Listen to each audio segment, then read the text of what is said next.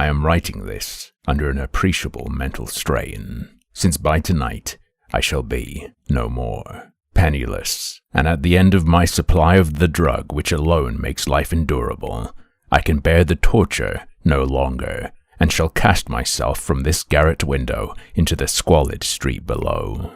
Do not think, from my slavery to morphine, that I am a weakling or a degenerate.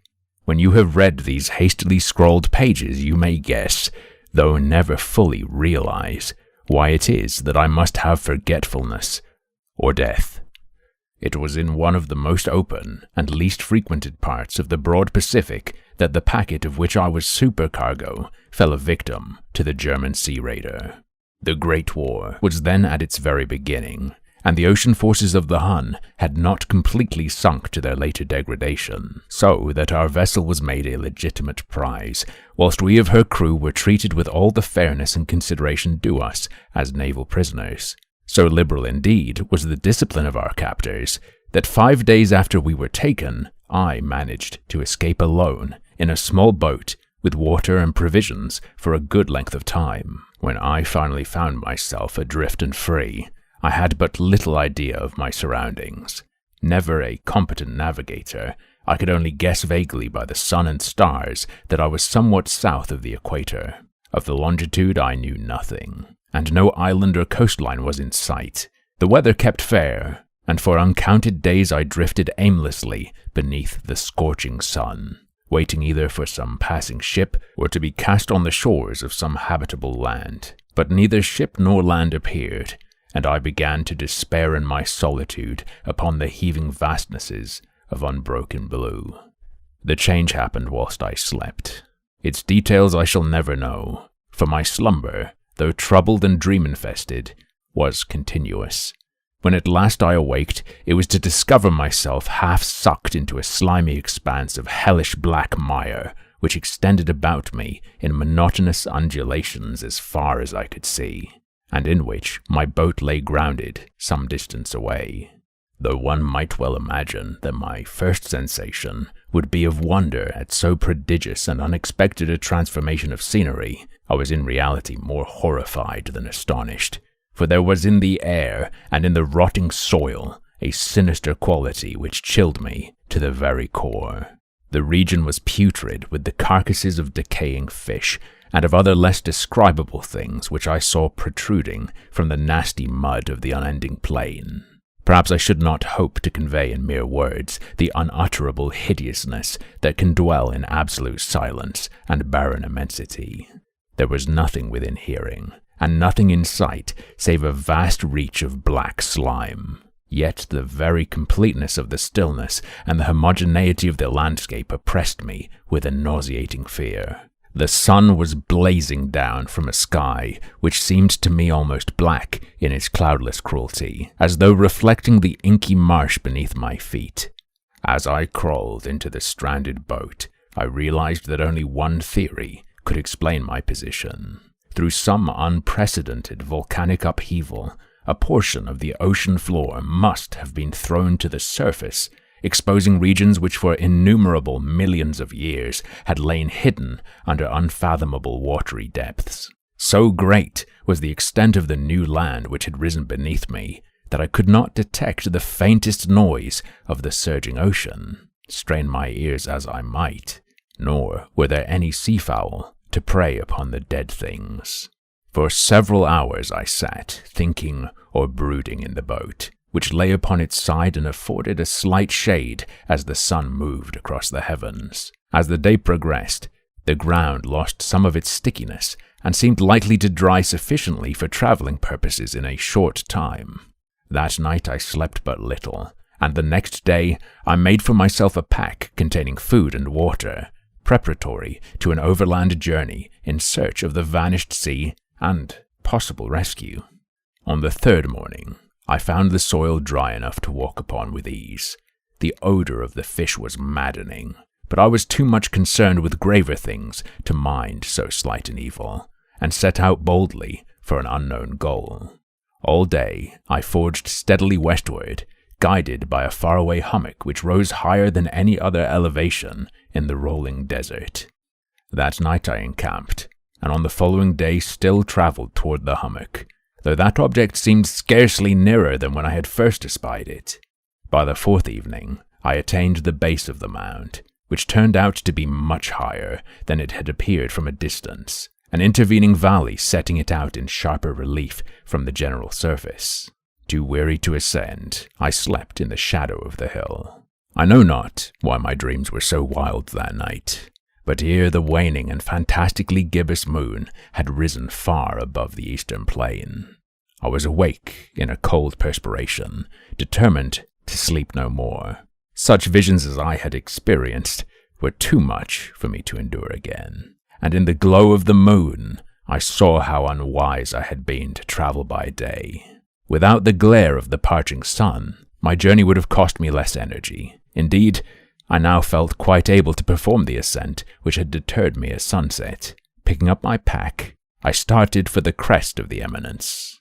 I have said that the unbroken monotony of the rolling plain was a source of vague horror to me, but I think my horror was greater when I gained the summit of the mound and looked down the other side into an immeasurable pit or canyon, whose black recesses the moon had not yet soared high enough to illumine. I felt myself on the edge of the world, peering over the rim into a fathomless chaos of eternal night. Through my terror ran curious reminiscences of Paradise Lost and of Satan's hideous climb through the unfashioned realms of darkness. As the moon climbed higher in the sky, I began to see that the slopes of the valley were not quite so perpendicular as I had imagined. Ledges and outcroppings of rock afforded fairly easy footholds for a descent, whilst after a drop of a few hundred feet, the declivity became very gradual. Urged on by an impulse which I cannot definitely analyze, I scrambled with difficulty down the rocks and stood on the gentler slope beneath, gazing into the Stygian deeps where no light had yet penetrated. All at once my attention was captured by a vast and singular object on the opposite slope, which rose steeply about 100 yards ahead of me, an object that gleamed whitely in the newly bestowed rays of the ascending moon. That it was merely a gigantic piece of stone, I soon assured myself, but I was conscious of a distinct impression that its contour and position were not altogether the works of nature. A closer scrutiny filled me with sensations I cannot express, for despite its enormous magnitude and its position in an abyss which had yawned at the bottom of the sea since the world was young, I perceived beyond a doubt that the strange object was a well-shaped monolith, whose massive bulk had known the workmanship and perhaps the worship of living and thinking creatures. Dazed and frightened, yet not without a certain thrill of the scientist's or archaeologist's delight, I examined my surroundings more closely. The moon, now near the zenith, shone weirdly and vividly above the towering steeps that hemmed in the chasm, and revealed the fact that a far-flung body of water flowed at the bottom, winding out of sight in both directions, and almost lapping my feet as I stood on the slope. Across the chasm, the wavelets washed to the base of the cyclopean monolith, on whose surface I could now trace both inscriptions and crude sculptures. The writing was in a system of hieroglyphics unknown to me, and unlike anything I had ever seen in books, consisting for the most part of conventionalized aquatic symbols such as fishes, eels, octopi, crustaceans, mollusks, whales, and the like. Several characters obviously represented marine things which are unknown to the modern world, but whose decomposing forms I had observed on the ocean-risen plain. It was the pictorial carving, however, that did most to hold me spellbound. Plainly visible across the intervening water on account of their enormous size were an array of bas-reliefs whose subjects would have excited the envy of a Doré. I think that these things were supposed to depict men, at least a certain sort of men, though the creatures were shewn disporting like fishes in the waters of some marine grotto, or paying homage at some monolithic shrine which appeared to be under the waves as well. Of their faces and forms I dare not speak in detail, for the mere remembrance makes me grow faint grotesque beyond the imagination of a Poe or a Bulwer, they were damnably human in general outline, despite webbed hands and feet, shockingly wide and flabby lips, glassy, bulging eyes, and other features less pleasant to recall. Curiously enough, they seemed to have been chiseled badly out of proportion with their scenic background, for one of the creatures was shewn in the act of killing a whale, represented as but little larger than himself. I remarked, as I say, their grotesqueness and strange size, but in a moment decided that they were merely the imaginary gods of some primitive fishing or seafaring tribe, some tribe whose last descendant had perished eras before the first ancestors of the Piltdown or Neanderthal man was born. Awestruck at this unexpected glimpse into a past beyond the conception of the most daring anthropologist, I stood musing whilst the moon cast queer reflections on the silent channel before me. Then suddenly I saw it. With only a slight churning to mark its rise to the surface, the thing slid into view above the dark waters. Vast, Polyphemus-like, and loathsome. It darted like a stupendous monster of nightmares to the monolith, about which it flung its gigantic scaly arms, the while it bowed its hideous head and gave vent to certain measured sounds. I think I went mad then. Of my frantic ascent of the slope and cliff, and of my delirious journey back to the stranded boat, I remember little. I believe I sang a great deal, and laughed oddly when I was unable to sing. I have indistinct recollections of a great storm some time after I reached the boat. At any rate, I know that I heard peals of thunder and other tones which nature utters only in her wildest moods. When I came out of the shadows, I was in a San Francisco hospital, brought thither by the captain of the American ship which had picked up my boat in mid-ocean. In my delirium, I had said much, but found that my words had been given scant attention. Of any land upheaval in the Pacific, my rescuers knew nothing, nor did I deem it necessary to insist upon a thing which I knew they could not believe. Once I sought out a celebrated ethnologist, and amused him with peculiar questions regarding the ancient Philistine legend of Dagon, the fish god, but soon perceiving that he was hopelessly conventional, I did not press my inquiries.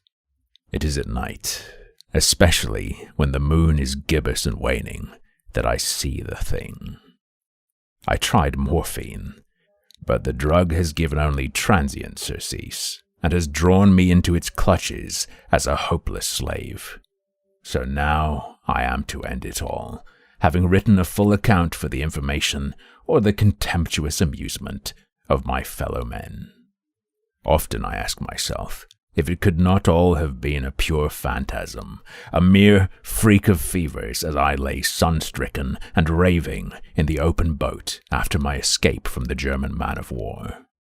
This I ask myself, but ever does there come before me a hideously vivid vision in reply.